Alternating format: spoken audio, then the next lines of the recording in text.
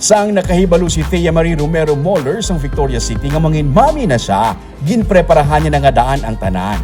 Ang iya partner ara sa US. Gusto niya, diri siya mabata sa Pilipinas kay gusto niya. Nga arang iya nga pamilya, ilabi na si mama niya sa tupad niya. Oo, actually ginplanuhan gid kay ma-migrate kami sa US mo. So, ang bako gid sa partner ko kung gusto mo may bata, diri ko mabata sa Pinas kay para hara ang parents, may upod gid ko balayaw. Pero si partner wala di? Wala, at siya sa US. So ikaw din nabili? So as much as possible gusto mo with the family may upod Yes. Oh. Kinahanglan ko gid ang mga kamot ni mama. Dungan sila busong sang iya nga utod gani hindi malikawan nga gina-compare nila nga duwang ilang mga experiences. Isa ka normal nga bagay ilabi na para sa mga first time nga mangin mommy. Pero suno sa kay Carmela Echanova ang head nurse ng delivery room sa Riverside Medical Center. Importante nga nagapa-prenatal ang mga mothers. Case to case, kasi pwede magparehas sa disease That's why you need to prenatal the patient. Kaya ang sa prenatal, dila mo ba na history of the patient. History, gid ang importante. Kung kaano mo lang history sa family, wala na. Usually mag-ulog po din ka busog, compare, di ba history yan? naman na sila. Oo. Di ba like nain, may case to case dito po na nain. Depende. Sa inyo history. Gusto ni Thea, nakaplastar ang tanan gani pati ang iya nga pagbusong ginplanuhan pati na ang ospital kung diin siya mabata. Oo, like ang first option pagid is Riverside. Kay tungod? Kay since first baby tapos first pregnancy ko gusto ko gid is ang service bala sir kag syempre Riverside kilala gid siya sa service kag sa quality. So para gusto ko safe gid ang baby, safe ko. So mapili ka gid sa hospital nga kabalo ka nga safe ka di ba? So tiyaw mo na sila ko Riverside gid ko ya. Pati ang mga gastuhon sa pag-deliver sa baby ginplaster niya na. Pag-inquire niya sa Riverside, didto niya na ibaluan nga may package nga ginatawag nga pay light. Pwede niya nang gadaan maamat-amatan bayad ang ospital antes pa man sang iya nga delivery kaysa sini nga pamaagi hindi na bugat ang iya bayaran sa pagwa ni baby. Gusto ko na mag-advance payment kay do gina look forward kung bala sir nga what if gulpi lang ko magbata so at least tapos ako lang di isa wala di akong partner may mga work akong uto mo na si mama basi mahasako. So siling ko gusto ko ma-advance payment na lang kuya para just in case ano matabo. Paid na kuya. Paid ka na. Ma-push na lang kuya. January 21 pang iya nga due date pero sang January 4 pa lang samtang nagabisita siya sa iya utod nga manugbata na. Nagbatsyag naman siya sang sakit.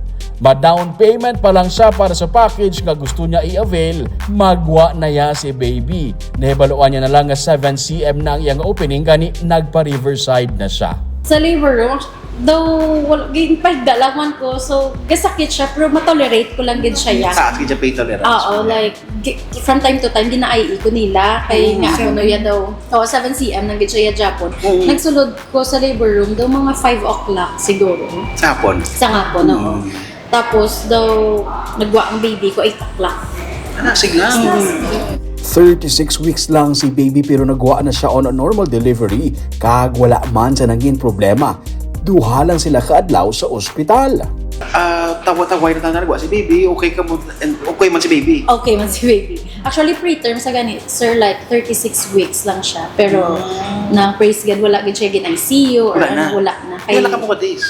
Nang January 4, pagka January 6, pakulit na kami. Kulit ka na bitbit mo na si baby. Oo, dala na baby. Gin-avail niya ang 18,000 pesos nga package kung saan mayara siya sang iyaya nga private doctor kag normal nga delivery.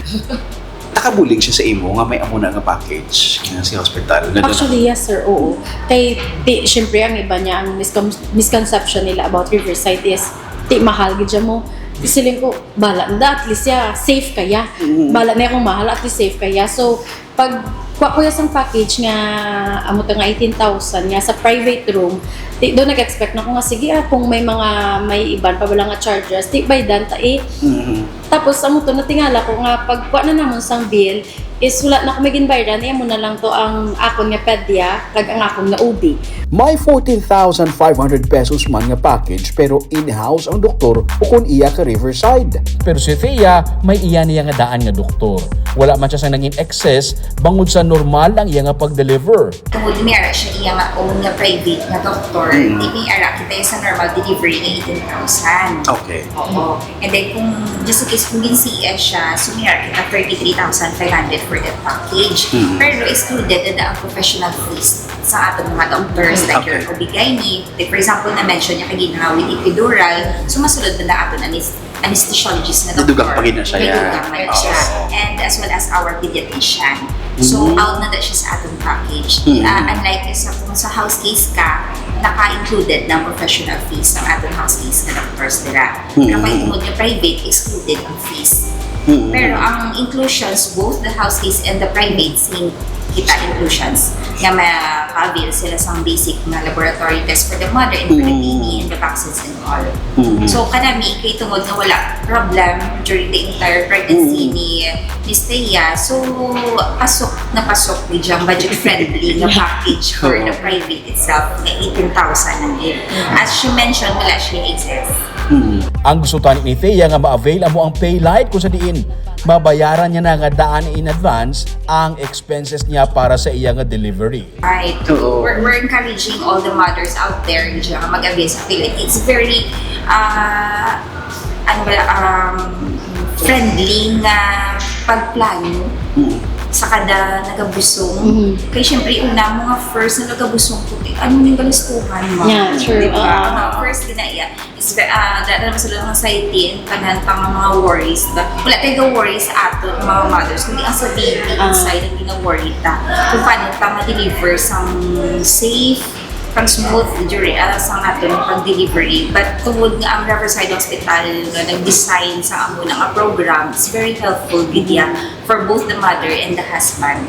I mean, ang partner pala, maka-budget din sila. Gani advice ni Thea sa mga mommies to be o kung sa mga manugbata man nga mga mommies, ipreparahan ang tanan. Para sa adlaw sa pag-deliver kay baby, wala na sa may palibugan.